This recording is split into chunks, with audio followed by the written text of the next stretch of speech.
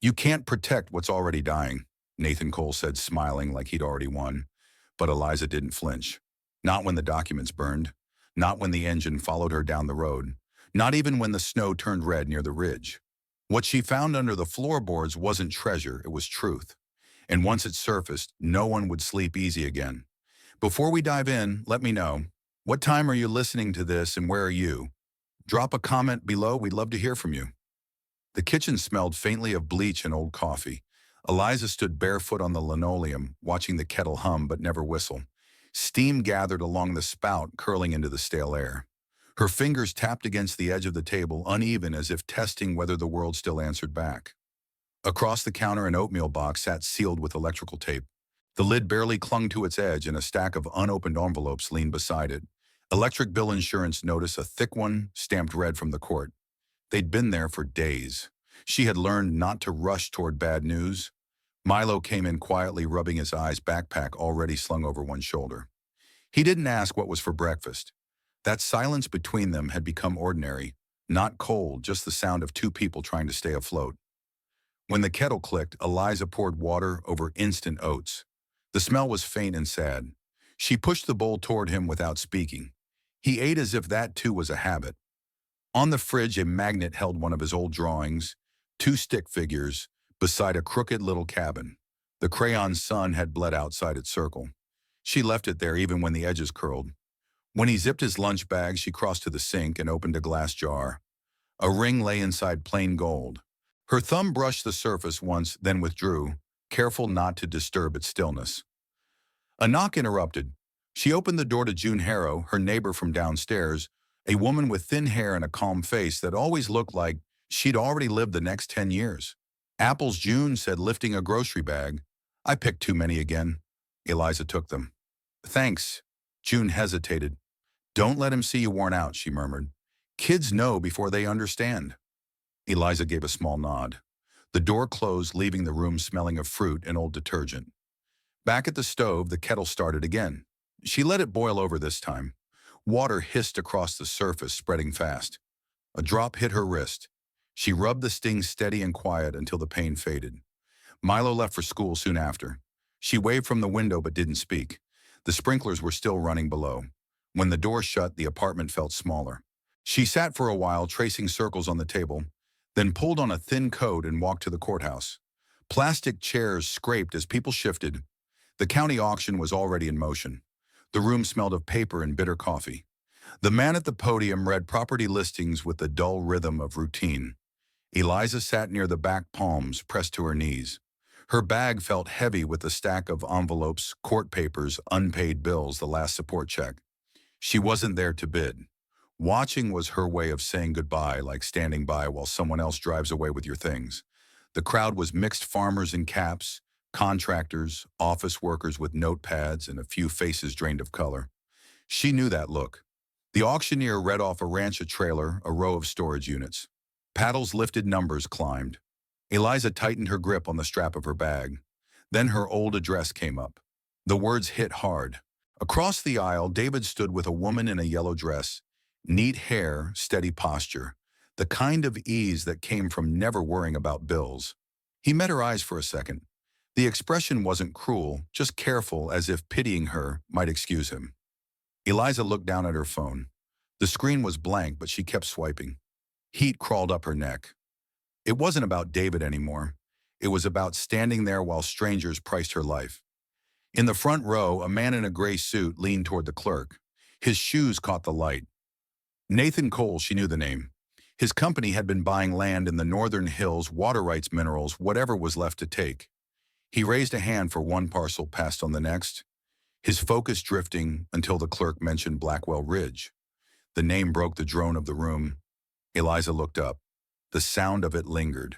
She didn't know the place, but something in the way it carried made her listen closer. Abandoned cabin, 5 acres, the auctioneer called, starting at 500. Silence spread like a slow tide. 200, 100. He cleared his throat. 50. Eliza thumbed the edge of her wallet. 2 quarters sat in the coin slot. She shouldn't have spoken yet. A small sound slipped out, half a laugh. 50 cents, she said. Chairs creaked. Someone snorted. The auctioneer blinked. "Ma'am, this is illegal. I can pay now," she cut in calm. The county clerk leaned close, whispered something, and after a pause, the gavel came down. Sold. The paper they handed her felt too thin to matter, but she took it anyway. Her hand trembled slightly. On the courthouse steps, she slowed her breathing until it steadied. Milo waited under a pillar, knees tucked to his chest. He stood when he saw her. "What did you buy?" he asked quietly, as if naming it might undo it. "A house," she said. The word felt borrowed. He frowned. "Where in the mountains, I think." Down by the lot, Cole leaned on a black SUV talking to a man with a clipboard. His glasses hid his eyes, his mouth didn't. "That place sat on silver once," he said. "Now it's just trees," the man answered. Cole's grin shifted. "Even wind has a price if you know how to catch it." Eliza turned away, fingers tight on the deed. She bent to fix Milo's shoelace, but a sudden gust lifted the paper from her hand. It skidded across the concrete. She lunged, caught it at the stair's edge, shoulder jerking. Milo's small hand steadied her arm. She breathed through her nose until the pulse in her wrist slowed. He said nothing. They stood there together, holding a flimsy sheet that somehow weighed more than anything else she'd carried out of that building. The Civic coughed, climbing the first long turn, each pothole thumping through the wheel. Eliza tightened her grip. Wind pushed dust across the windshield, and the sun pressed down, making the dashboard hot to touch. Milo sat curled in the back seat, hugging his fabric cat. Its seams had split at the paws, one ear patched with mismatched thread. He didn't ask where they were heading anymore. He just held on. In the trunk bags, knocked together with each jolt. They hadn't packed much: a duffel of clothes, a bin of cookware, a few books, mostly Milo's school things, and a worn chemistry text Eliza once meant to sell. The GPS had gone blank miles ago. She drove by a paper map, torn and faded, the clerk's blue pen, tracing 2 roads and an X marked Blackwell Ridge. The pavement ended. Tires hit dirt, kicking dust and small stones. Weeds leaned from the ditches, sunburned and dry. The car rattled, the glove box shivered. The air conditioner wheezed, but the wheels kept turning. Eliza leaned forward over the wheel, scanning the road for the next turn. Her shoulders ached from the tension. "Is this it?" Milo asked, his voice thin from the back seat. She didn't answer right away. The road ahead curved into a thicket of pines, dense and quiet. "Maybe," she said.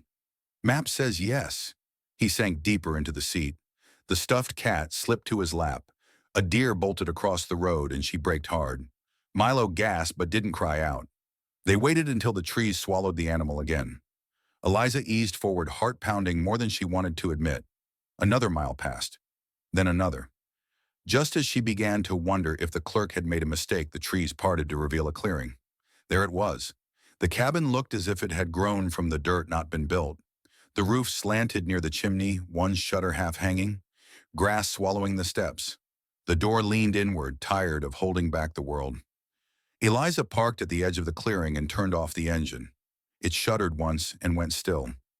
Milo leaned forward. "This is it. This is it," she said, stepping out. Gravel cracked under her shoes. The air felt thick, not quiet, just unconcerned. She went to the trunk, pulled out a bag of tools. Milo followed without speaking. At the door, the key fought her twice before turning. The hinges gave way with a groan. A rush of stale air rolled out, dust-damp wood, something sour. She held the door open, waving her hand until the smell thinned. "It smells dead," Milo muttered.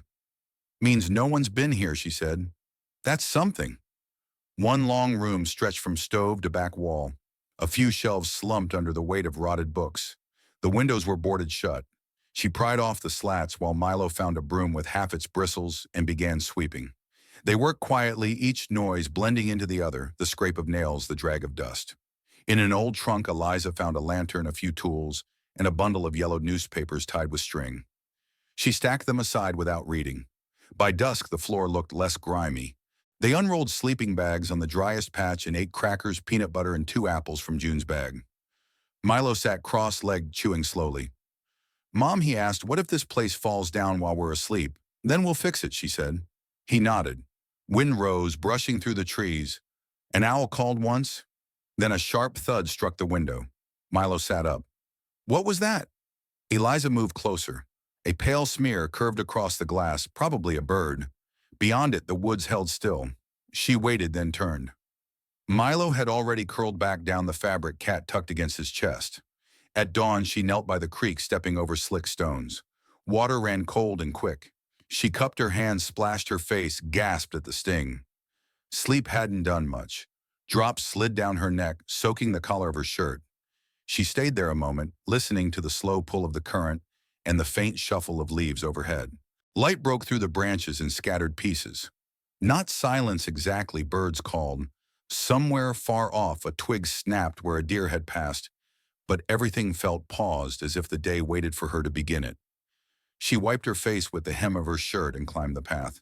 The ground still held last night's damp. Between the trees, the cabin appeared again, low, colorless, keeping its shape like an old breath. Milo's voice came before she reached the doorway. He was crouched beside a dresser with swollen drawers, one finally pulled free.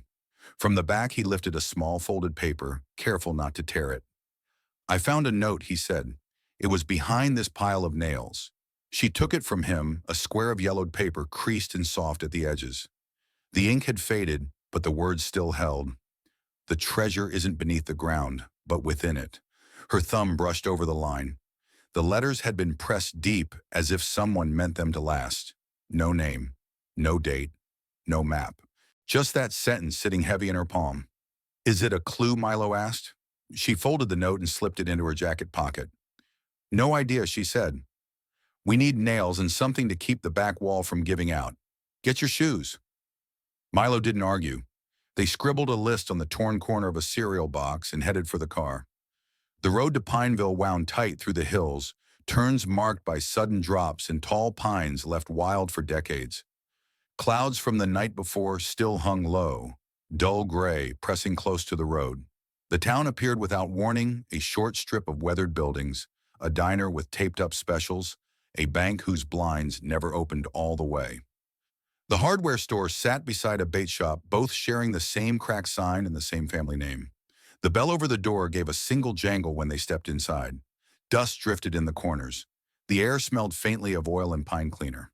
Milo lingered near the doorway while Eliza set the list on the counter. Jim Harris looked up from a tray of washers. Thin, wiry gray at the temples, he wore a name tag no one in town needed to read. "You folks just passing through?" he asked, eyeing the list. "We're fixing up a place," Eliza replied.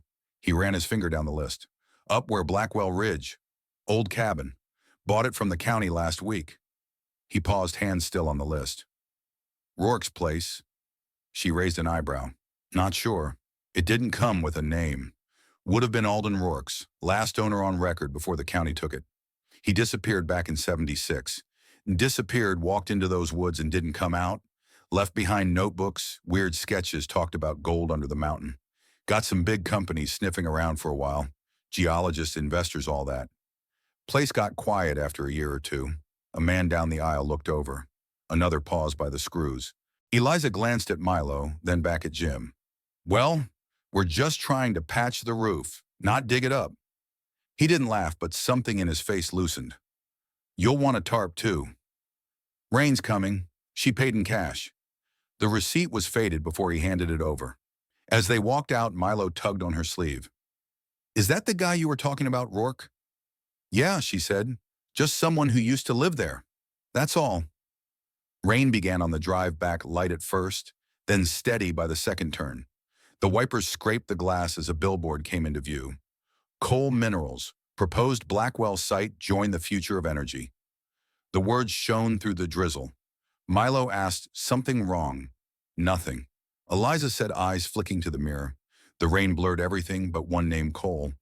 At the cabin, the woodpile kept sliding apart. Milo tried again, jaw set. Eliza crouched, wedged a rock under the base.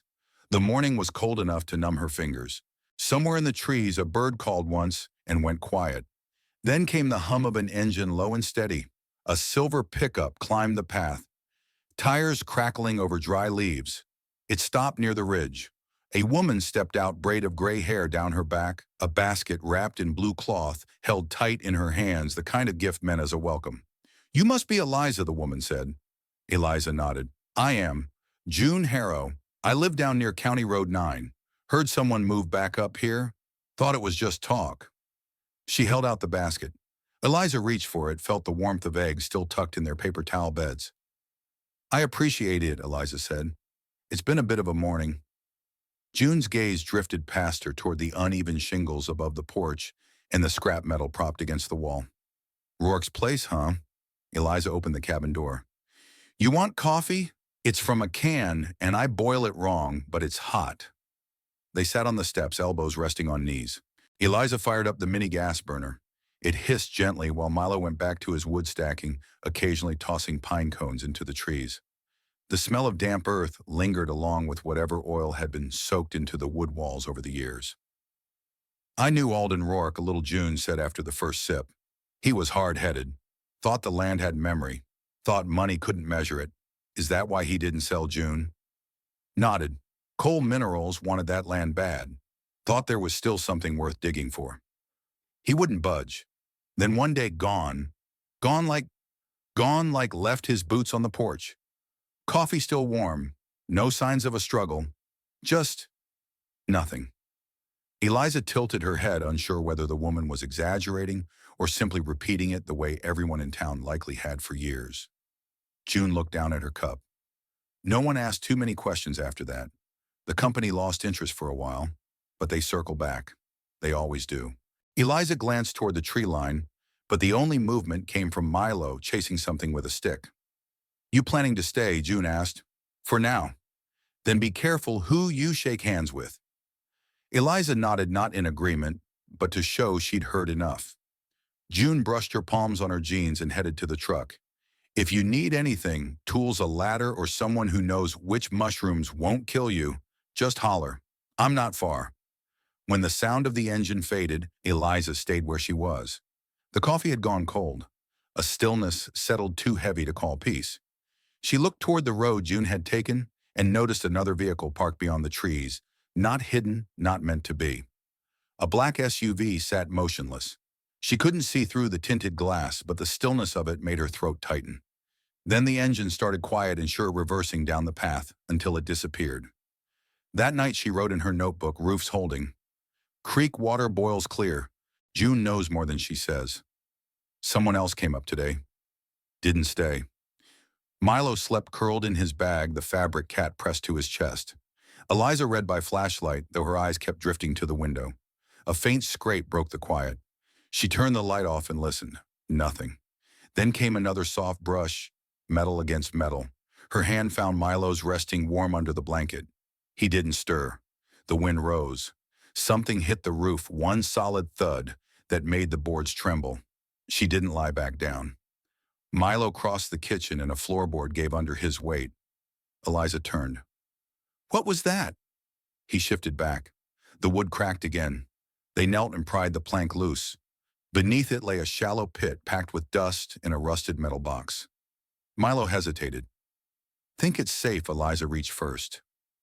The lid resisted, then lifted with a scrape, sending up a puff of gray dust. Papers had fused into a single mass with bits of ore glinting between layers. Wrapped in cloth lay a notebook, a bundle of brittle letters, and 3 dense rock fragments streaked with silver. The notebook's cover bore one name, faded but clear, Alden Roarke. Milo leaned close. Wasn't that who June mentioned? Looks like it. She turned the pages carefully. Hand-drawn maps, coordinates, sketches of fault lines. One note had been underlined 3 times, mining buries more than it brings up. I chose to bury instead. Her thumb paused there. The handwriting wasn't rushed. It was steady, almost deliberate. Milo reached for one of the rocks. Is this silver? It might be. Does that mean we're rich? Eliza looked at the papers, then at Milo. Sometimes the kind of rich you find this way costs you something else. He didn't ask what. That afternoon, she spread the pages across the table they'd pulled from the shed. One map stood out, red ink, 2 crossing lines that matched a boundary she'd seen on the Pineville permit board. No name on the land, no registered claim, yet the coordinates sat right in the area Coal Minerals had marked for expansion. Milo sorted the letters, reading bits aloud.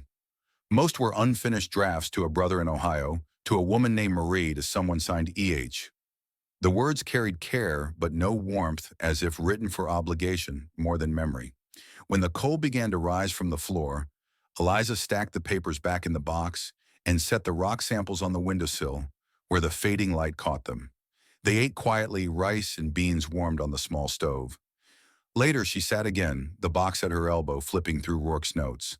One page listed stakes and numbers, some crossed out, others circled. The markings were too deliberate for guesswork. A low rumble passed out front, not thunder, more like tires over gravel. She moved to the window. Headlights flashed once along the ridge, then went dark. No knock, no sound after. Milo was brushing his teeth with the last of the boiled water. She reached for the lamp, smiled without thinking, and wrote in her own notebook, "Not alone up here." Wind scraped across the roof, shifting the tarp. She lit a candle, then paused, hand on the box. The map lay open on the table. Folding it, she slipped it into an envelope beneath the letters and blew the flame out. The dark wasn't full, thin streaks of moonlight slid between the boards, but the quiet had changed. The wind moved with a rhythm, catching in the gaps like breath. Something rustled behind the wall. Then stillness again. She held her eyes closed and listened. Another sound came, faint as a thought, soft enough to doubt, clear enough to keep her awake. Morning took her to Pineville's library. Paint peeled near the doorway, the bulletin board sagged under flyers for church dinners and lost dogs. She found the reference corner between local history and travel guides. The microfiche machine hummed as she typed Alden Roarke. A few records appeared, mostly dead ends, until one headline from 1967 stopped her: "Mining engineer resigns over ethics dispute." It was brief, more rumor than report. Roarke had left coal minerals over unapproved exploratory practices and disregard for land integrity. No follow-up. No record of where he went. Sun climbed higher. She crossed to the coffee shop where the lunch crowd murmured over booths and cups. Near the window, a group of men in flannel jackets spoke in half-lowered voices. "Inchbot says Cole already bought the 2 northern parcels. If he gets the McTavish lot, it's done. The rest'll fold. Hell, they won't even have to drill far. Ridge is practically leaking value." Eliza stirred her coffee without drinking. The bitterness stayed. She left before they noticed her listening. Nathan Cole leaned against a silver SUV at the corner as if he'd been waiting. "You're not exactly hard to track, Eliza." She didn't stop walking. He kept pace, not close, just enough to be heard. "That place up there, it's a drain. Pretty sure, but nostalgia doesn't pay taxes. If you want out, I'll write you a check. No hard feelings." She opened the car door without responding. "You're smart," he added. "Don't get stuck defending ghosts." Back at the cabin, the quiet felt wrong. A trail of boot prints curved around the porch toward the shed.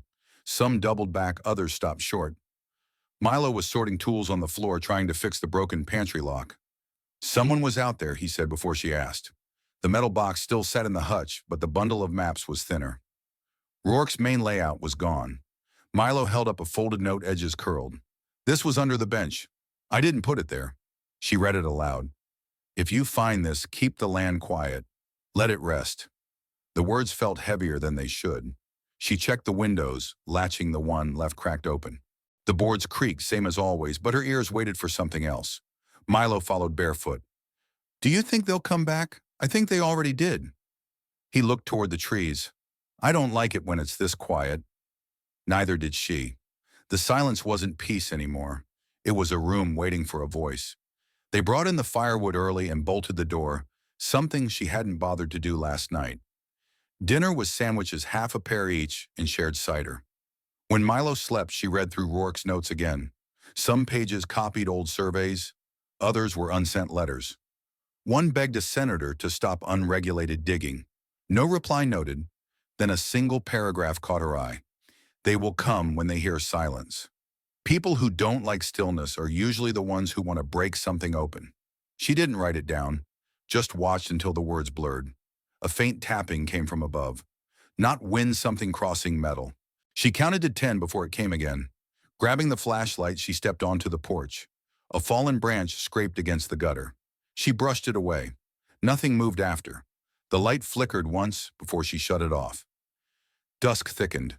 The ridge faded beyond the trees. The fire clicked in the stove, adjusting to its own heat. Then stillness. She sat near the door, waiting for a third sound.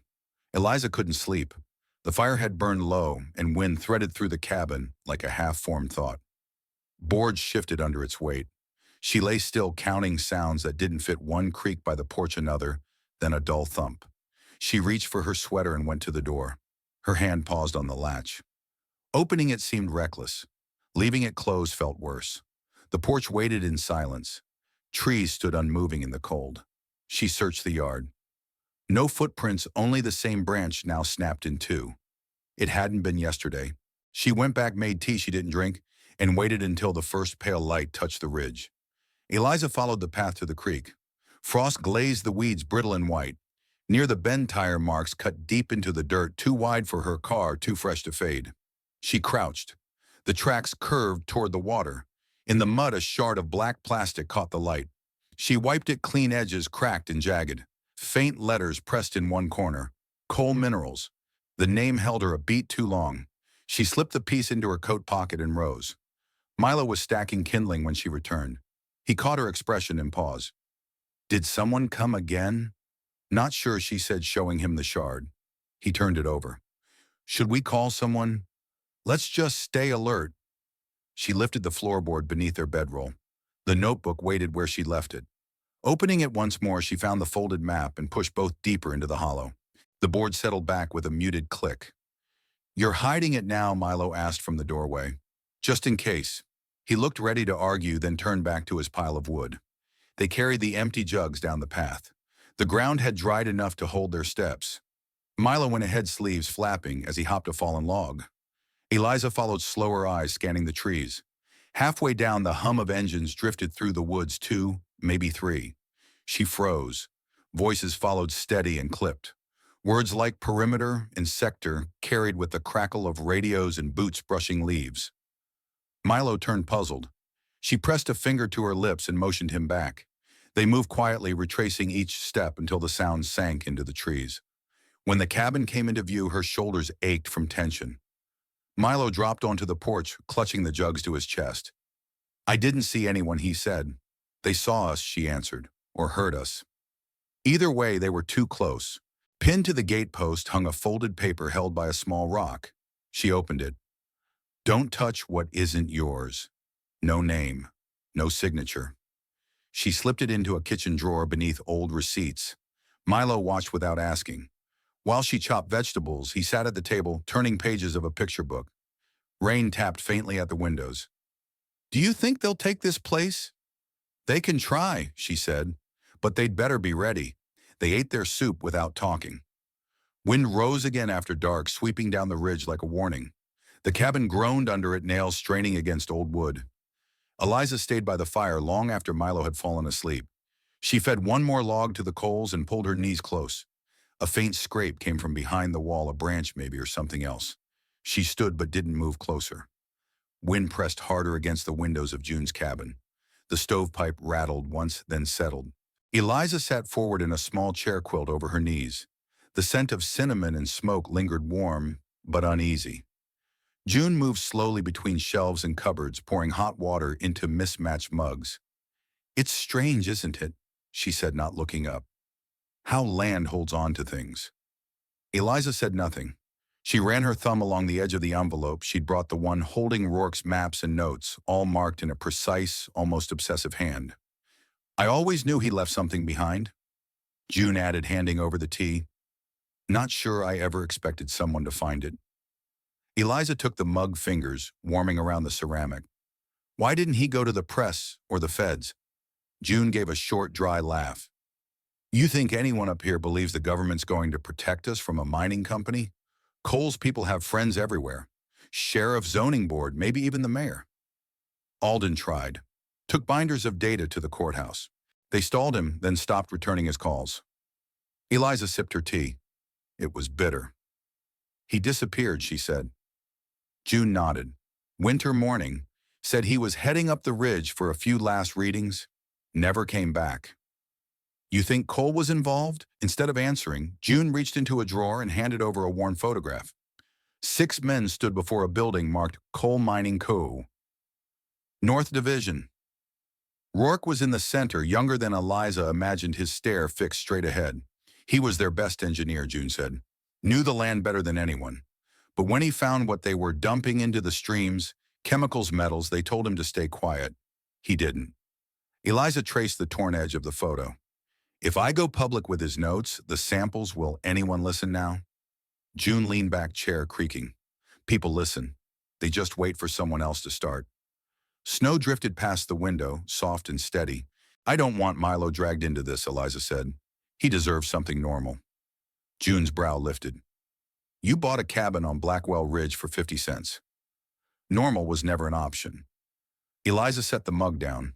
They came to the house, left a note, took part of the map. They're circling, they won't stop, June said. Not if they think you've got something worth keeping. Eliza unfolded a page Roarke's diagram showing red-marked barrels bleeding into wells. They're still drilling, she said. Of course, June replied. And they'll keep at it until someone says no loud enough. If I go to the county, they'll bury it.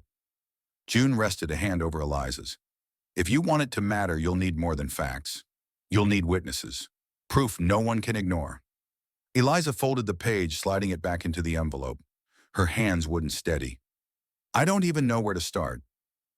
June pulled another envelope from the same drawer, thicker sealed. Roarke gave me this. Said to keep it until I saw the right eyes. She placed it in Eliza's lap. Snow thickened outside, flakes spinning like ash. Eliza didn't open it. The weight pressed against her palms.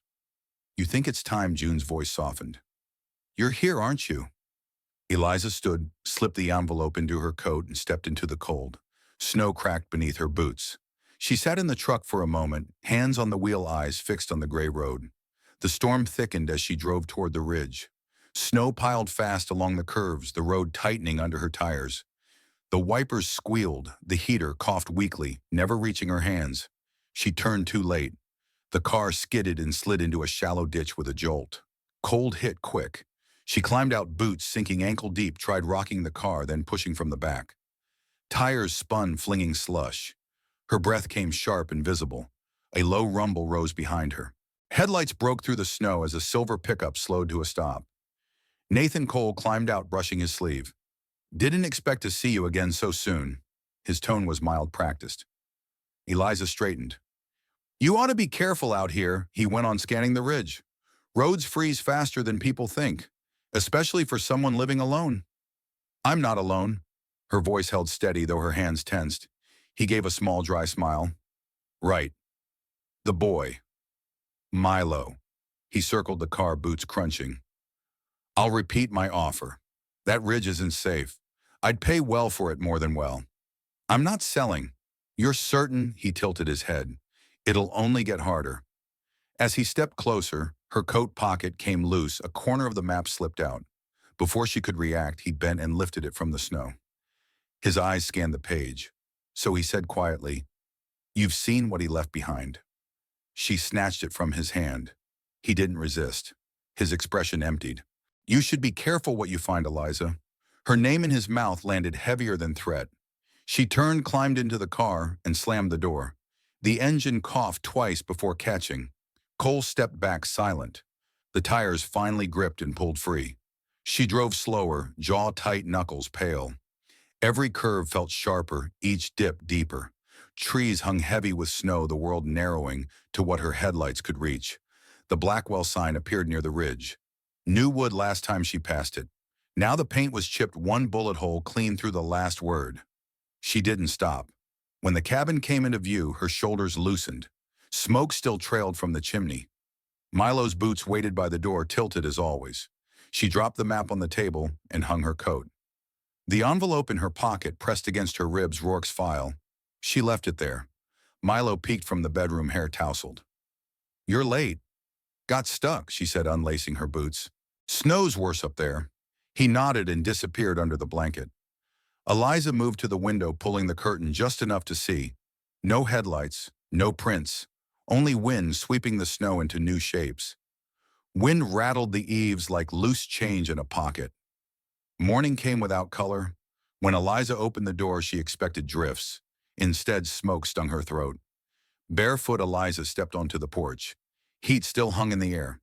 Beyond the garden bed, a small fire had burned itself out, black patch, scattered ash paper, curled and half gone. Milo's voice came from behind. What is that? No answer. Her gaze fixed on a half-buried corner of paper, edges brown but intact. She crouched, brushed aside the ash, and lifted a singed page still clinging to its spine. Roarke's handwriting recognizable even through the burn. At the bottom, barely legible, sent original documents to friend at county office. in case things turn. Her throat tightened. Someone had tried to erase everything. Footprints marked the snow smaller, deliberate. A gas can lay tipped near the shed cap missing. Not a warning, an attempt. She rose slowly.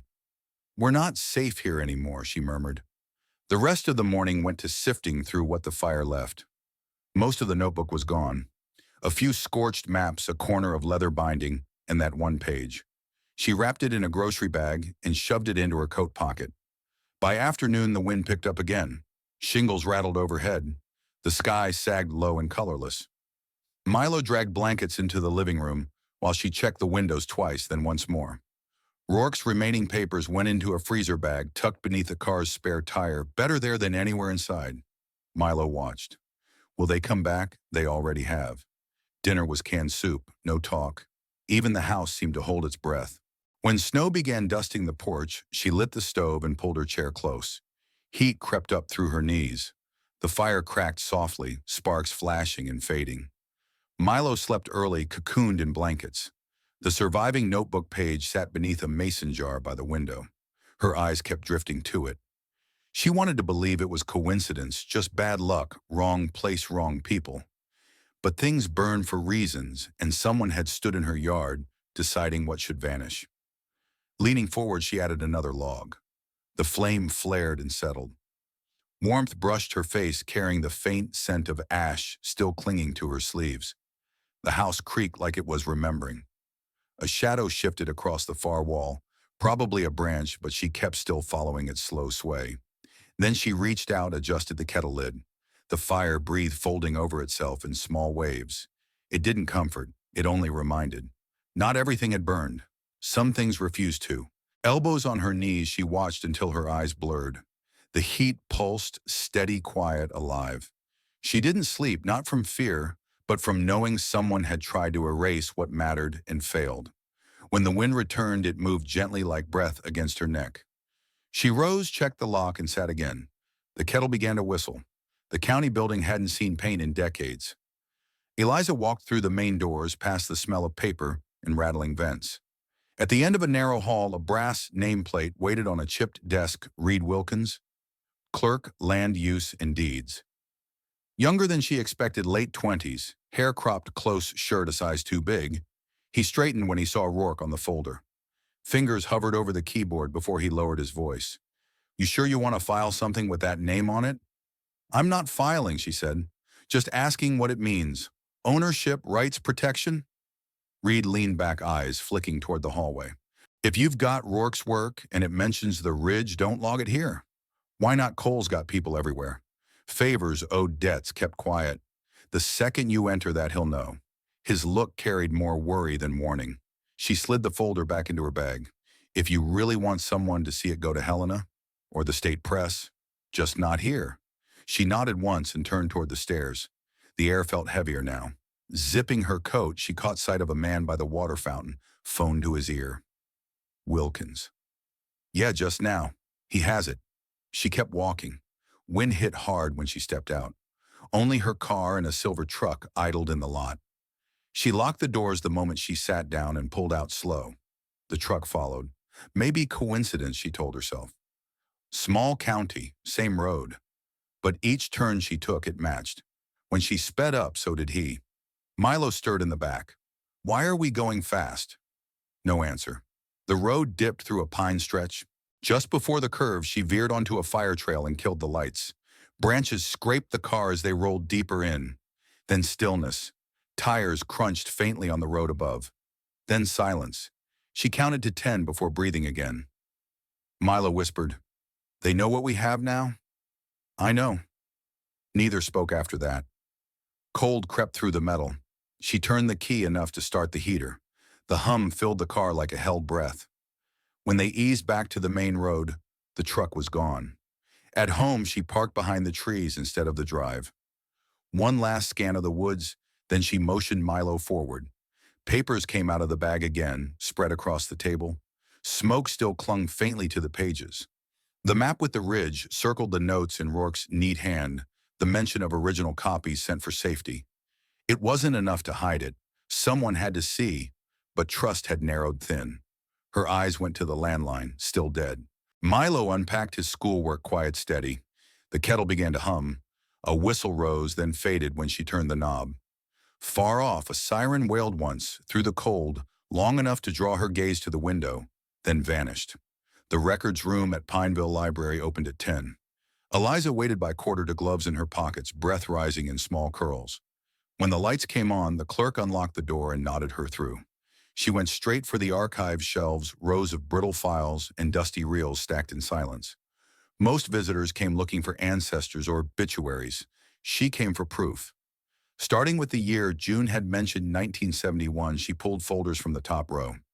The paper flaked at the edges, but one headline stopped her: fast fish kill at Pine Creek raises. Questions about mining waste. A newspaper clipping dated August 3rd. Preserved in plastic, nearly yellow. She spread it flat on the table. The report described hundreds of trout found dead downstream from coal mining's exploratory site. The company blamed frost. But stapled beneath was a typed statement signed by Alden Roarke, former lead geologist, claiming the waste dam had failed, and water tests showed arsenic levels far above safety limits. The writing was spare, exact charts, coordinates, chemical data. He hadn't guessed. He'd measured, proved. Each page added weight. She scanned them carefully, feeding one sheet after another into the machine until they saved to the librarian's USB drive. That night at the cabin, Milo sat cross-legged on the floor, papers spread around him. He traced the faded signatures and mineral charts with the tip of his finger, quiet but alert, as if the numbers themselves were speaking. He tried to tell them. Eliza set her voice low, but they buried it, and maybe him too. Milo looked up unsure. So what now? She placed her hand over his. We hold it like he did, with care, with truth. He didn't answer, but leaned into her side, warm and still. She could feel the questions rising in him, but he didn't ask them, not yet. After Milo went to bed, Eliza sat by the window with her notebook open. The letter was short, addressed to the editor of the Pineville Ledger, with scanned copies of Roarke's report in the article attached. She added one line at the end: this man was never heard again. Maybe it's time he was. She sealed it, slipped it into her bag. Snow had stopped. Everything beyond the glass lay still and pale. The quiet no longer soothed her. She read through the documents again, skimming past numbers she barely grasped, looking instead for the man behind them. Roarke's tone wasn't heroic. It carried fatigue, the kind born from doing what others avoided. The stove cracked. She stirred the embers, added a log, and returned to her desk. A noise broke the stillness, a brief scrape near the wall. A beam of light slid across the window and vanished. Not bright enough for law enforcement. Probably a truck moving slow. She stepped onto the porch. No movement, no wind.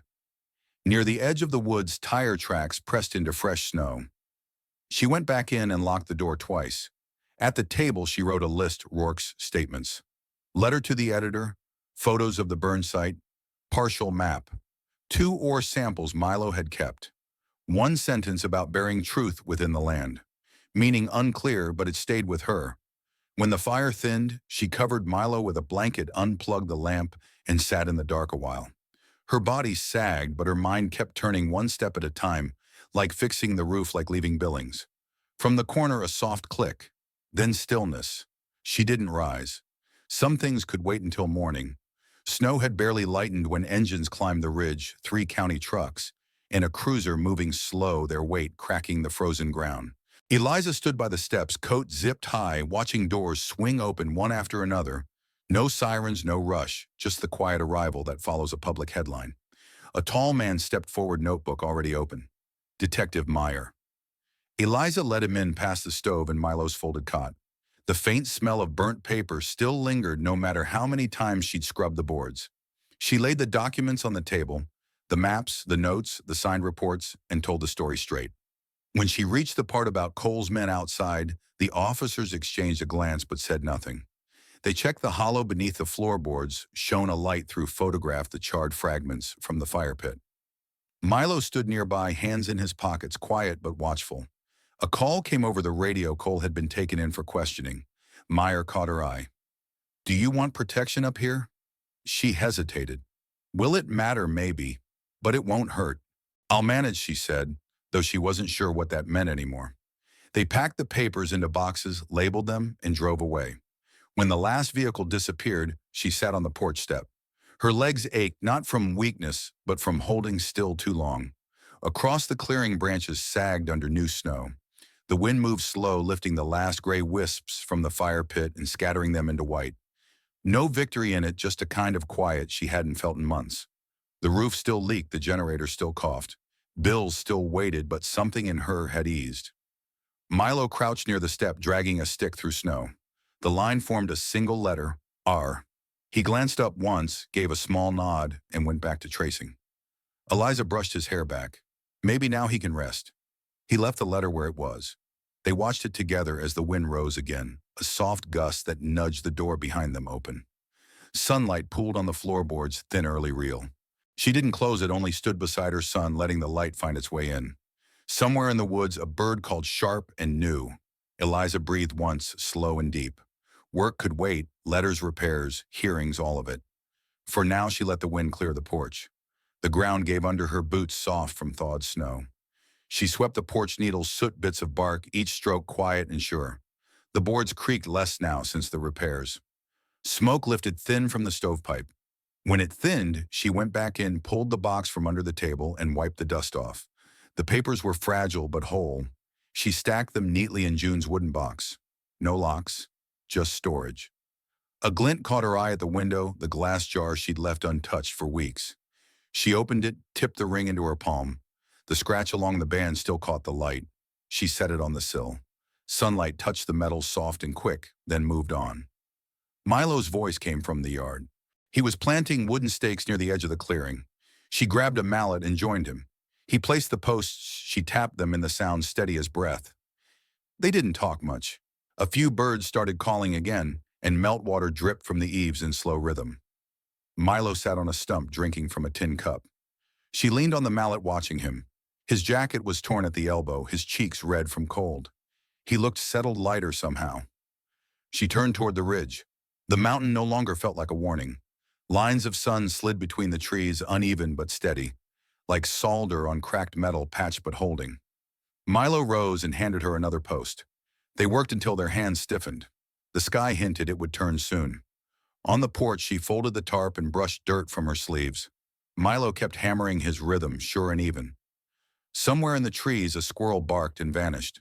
The wind carried a clean scent of wet pine. The fire had burned down to coals. She added a few pieces, watched them catch. The house breathed around her roof, drips wood settling Milo's hammer outside. She sat by the window, hand resting on the sill, tracing the grain. No headlines would come. No one would know what it took to reach this morning. That was fine. Light crept across the floorboards, warmer now.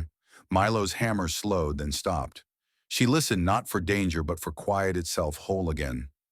Snow had thinned along the sidewalks, leaving narrow seams of slush that dried in the sun. Eliza parked near the post office and walked the short block to the cafe. She wanted something warm before heading home. Conversations paused when she entered, not sharply, just a shift like wind turning. At the counter, Darlene wiped her hands and placed a folded newspaper down. They printed it, she said. Front page. Eliza looked. Coal minerals understate investigation, allegations of waste cover-up, and local government bribes. Beneath it, a smaller line, initial evidence submitted by a resident of Blackwell Ridge. Darlene poured coffee, slid the mug toward her, and went back to the register. No one clapped. No whispers. Just a quieter kind of noticing. Eliza carried the paper to a window table. Across the street, June waved a basket tucked under her arm. Eliza opened the door before she reached it. Fresh from the oven, June said, setting it down. Thought you might want something better than cold oats. They sat together without talk of headlines. June spread butter on a biscuit. You planting this year? Maybe carrots again. Ground's better now, June said. Might hold. They spoke of the seed exchange, the school board's search for a part-time tutor, a rumor about the gas station turning into a bakery. June mentioned her nephew fixing up the greenhouse on 5th. Eliza listened. She didn't agree to anything, but she didn't turn it down either. Someone paid at the counter held the door too long, and a gust sent a few papers drifting. One sheet slid across the floor, stopping near their table. She bent to pick it up. The lower half held a photo, Pine Creek water curling clear over pale rock forest behind it. The caption read only Pine Creek view from Blackwell Ridge trailhead. She stared at it for a moment, thumb pressed lightly on the edge, then folded the page and slipped it into her coat pocket. June poured more coffee. "Looks like it's clearing up," she said. "Yeah," Eliza answered. Finally. Sunlight stretched along the street, drying the last streaks of melt. A truck passed, slow tires hissing on wet pavement. Eliza turned the mug in her hands, heat seeping through. The cafe's hum returned, quiet, ordinary, the sound of people talking again. For the first time in months, she didn't think of the ridge as something to defend. It simply was patched, quiet, alive. She didn't smile, but something eased under her ribs. June reached for the sugar. "Told you," she said. "Folks don't need to shout when they have done right." Two men on a ladder loosened the coal mineral sign above the corner office. It came off easy. The bolts had rusted through. Eliza finished her biscuit, folded the paper, tucked it under her arm. Warmth clung to her skin longer than expected. At the door, she paused, truck idling kids running circles around a dog by the lamppost. "You going to the seed swap?" June asked beside her. "Maybe. Depends how the ground looks." "Ground always looks the same till someone digs," June said. They parted without hugging. Just a glance enough. Eliza stepped into the sun. The last of the snow left a thin salt crust under her shoes. A gust scattered the newspapers again. One page caught her ankle. She bent and turned it over Pine Creek in spring water, running clear. She held it a moment, then let it go. The paper drifted toward the gutter and settled against a stone. The sign was hand-painted, a little uneven, where the wood drank the paint too fast. Eliza nailed it to the post Milo had set upright outside the old fence. The letters read, "Blackwell Learning Cabin." She stepped back, hammer in hand, adjusted nothing. By mid-morning, footsteps climbed the Ridge children in single-file shoes, crunching gravel, notebooks clutched to their chests. Milo led them to the patch of grass where tables waited. He dragged each one from the shed during the week, brushed off mold, tightened the legs. The benches sat half in shade, half in sun. The children settled quickly, opening colored pencils and water bottles. Eliza passed out worksheets she'd drawn herself, simple maps, blank charts for soil color, a sketch of Pine Creek labeled before. She didn't lecture. Instead, she crouched beside a boy, poking a clump of moss with his pencil. "That used to be brown," she said, nodding toward the stream bed, "when the water was sick." Another child held up a stone that glittered faintly in the light. Eliza reached for it, turned it over, showed the veins of gray cutting through it. "This is quartzite. The land here is full of it. And copper, and other things people want." A hand went up. "Is that why the water got bad?" She nodded. "Some people thought the ground was only good for what they could take from it, but it can give something else too." June arrived before lunch with a basket lined in cloth. She didn't say much, just sat in a folding chair and listened while the children shared what they'd found. She passed out muffins, smiling at nothing in particular. When the last bus wound down the ridge and the laughter thinned, Eliza gathered the pencils and pushed in the benches. Milo helped. They worked in an easy quiet, the kind that follows doing something together, not what lingers from things unsaid. Later, she walked to the creek, boots brushing through early spring grass. It was patchy still, but green was green after so much white. The water ran clear, tugging twigs downstream without hurry. From her pocket, she pulled the old note. The edges curled, ink bled, but the words still held. "The treasure isn't beneath the ground, but within it." Roarke's handwriting slanted right familiar even now. She folded the page, pressed it between her palms. When she let go, the wind took it. It drifted to the stream, floated a few feet, then sank quietly, gone into the cold. Mom Milo's voice rose from near the house. "We should plant a peach tree here, the side with more sun." He waved a small shovel dirt on his sleeve face, bright with plans. "I'll help," she said, brushing her hands against her coat and walking back through the grass. They worked without talking. Milo dug the hole while she loosened the roots of a young sapling from Pineville. He held it steady as she packed the soil. The branches quivered, testing balance in the breeze. When they finished, they sat on the porch step, watching the tree lean slightly east. Eliza wiped her hands on a cloth and leaned back against the rail. From the ridge, the land looked softer now, trees leafing out, fence-mended chimney smoke rising straight. She thought of how places heal. Not fast, not perfect, just enough. Some wounds take the shape of silence, left behind in rivers and paper ash in the corners of old cabins. Eliza didn't come to Blackwell Ridge to fight a corporation. She came to breathe, to keep her son close, to survive. But sometimes by simply staying, by refusing to look away, we become the voice of those long gone. And the land, no matter how wounded, remembers who stood up for it. If this story stayed with you, carry a little of its quiet courage into wherever you're headed next.